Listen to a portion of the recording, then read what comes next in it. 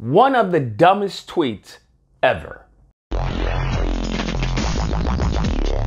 Oh my goodness. So you have Larry Elder, who proclaims himself to be a libertarian, which in modern times is nothing more than a Republican by different name. That's really it. It's nothing more than a marketing term. Nevertheless, the talks of reparation are in the ether, and that has got a lot of white ignorants terrified. Okay, that has got them shaking in their boots of the possibility of reparations actually being a real thing. And because they are scared, well, they're making calls to their Sambos, right? The people they have on payroll, whether it's Larry Elder, whether it's, Kunduz Owens and the rest of them, okay? That's who they're making calls out to. Like, hey, we got to shut this down. We got to silence this, okay? What are you guys doing? What are we paying you for? This now leads us to this asinine tweet that Larry Elder put out. And in this tweet, he's talking about hashtag reparations is going to exacerbate the tensions between blacks and non-black in this country, okay?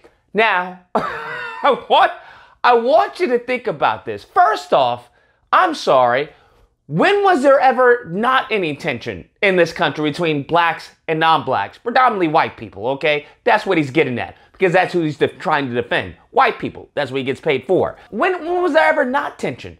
Our existence in this country came with tension, and they've had their foot on the pedal ever since.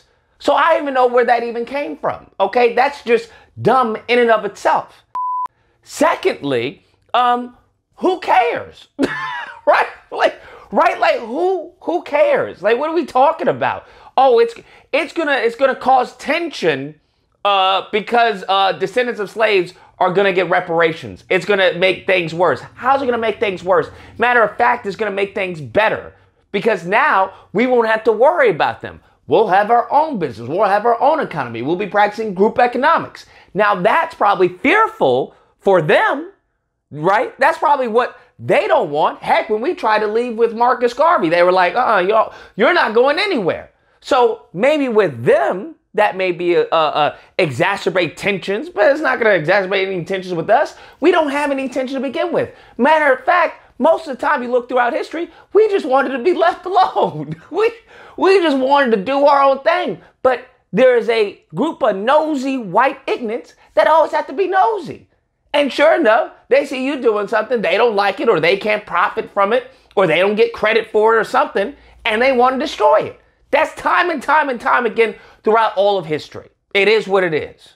In addition to that, what he doesn't understand by making that statement is that it proves that this country is racist in and of itself, okay? Because I want you to think about this. He's saying giving, as far as reparations to descendants of slaves, because you have to understand the slave holders, the plantation owners, they got reparations, okay? That's what they got. So, but the slaves, they got nothing. They got buckets. They said, go on, be about your business. And of course, because they didn't have anything, most of the time, in order to find work, they had to go back to the same plantation which they had just been freed from. But I digress. I want you to understand, he's saying that giving them, their ancestors, their children, their offspring, giving them reparations is going to exacerbate tensions with white people, with non-black people. Now, I want you to think about that. I want you to genuinely think about that. Black people getting what is owed to them, because I can't stand when people say it's a handout. No, it's not a handout, okay? Welfare for white people, that was a handout, okay? Reparations, this is a debt that is owed. And if you don't like this debt, sayonara, pimpin'. I can't stand when I hear white ignorance talking about, I'm not paying this, my ancestors, then bye. Bye. Okay? The country has debt. If you don't recall, every single time they raise the debt ceiling, the country has debt. What do you think your tax dollars are going towards, okay? If you don't like it, then leave. Nevertheless, but this country is so racist, and when I mean racist, I mean anti-black racism. That's what I mean specifically, okay? This country has such an anti-black racist sentiment that it would cause, he believes that it would cause bigger problems. It would cause greater problems to give give reparations to descendants of slaves than it would be to do nothing. I want you to understand that. That's how racist, okay, against black people in this country we are dealing with. That's the type of racism we are experiencing. Then he finishes his asinine, doltish tweet with talking about mug culture, because you know how white Republicans, they give the script to all the conservatives. Culture, it's a culture problem. It's a culture problem, okay? Culture, remember, culture. And he talks about, it's a self-deprecating, toxic culture, and that's due to the absence of fathers and married in the home and all. A whole bunch of debunked nonsense. What the funny thing is, I did this on a live stream one time. We actually went and backtracked. Where did this concept, this myth of the absent father and all this come from? And if only the father was there, everything would be peaches and cream. Where it comes from is from, I think it was like a 1960-something study or whatever. And what it had to deal with is that the fact that the father or the man was the breadwinner at that time. Okay? That's what it had to deal with. So, of course, by having him inside the home, you're going to have, as far as some stability in regards to income. This study didn't say anything about relations or as far as the upbringing or the maintenance or with the children. None of that. It had to do solely by income.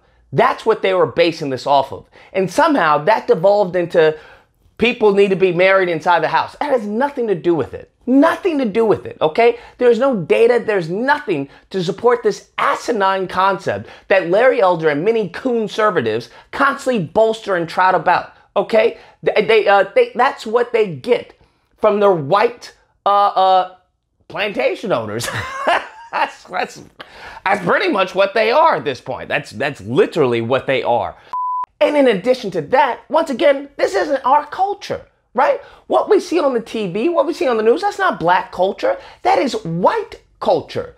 That is white culture that is managed, okay, to bastardize black culture in order to monetize it and make a profit, okay? That's what it's always been about, to make a profit.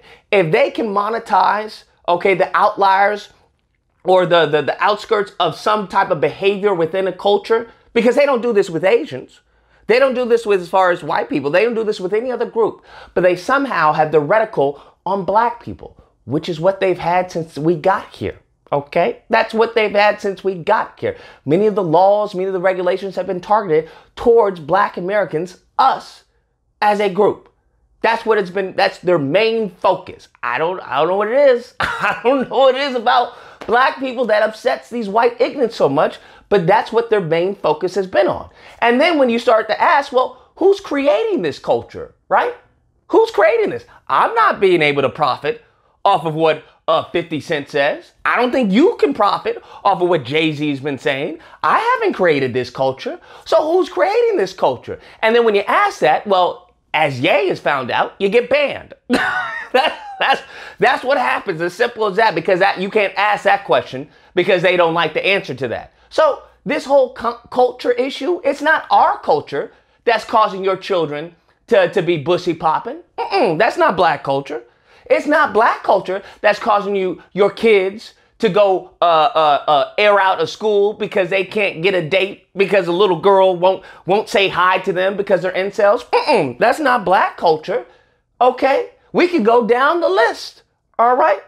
So I want you to stop with this nonsense. I know he's not, because once you get somebody, once they have established, okay, a career off of tap dancing and samboing, and they're late into their lifespan, there is no going back. There is no turning, okay? That's not going to happen. He's not somehow going to get an epiphany because he is financially motivated to speak for the white ignorance, to speak anti-black racism into the ether, okay? So you have to understand, those who are compromised are compromised. It is what it is. But what we can do is rebut and refute the nonsense and the foolishness that many of these sambos put out there. That's what we can do, and that's what we should do, and that's what we're doing. Anyways, guys, that's the video. Let me know what you guys think. Whether or not you believe, look at Lucas, Larry Elder's great, okay? I love Thomas Sowell too. They're two great black people.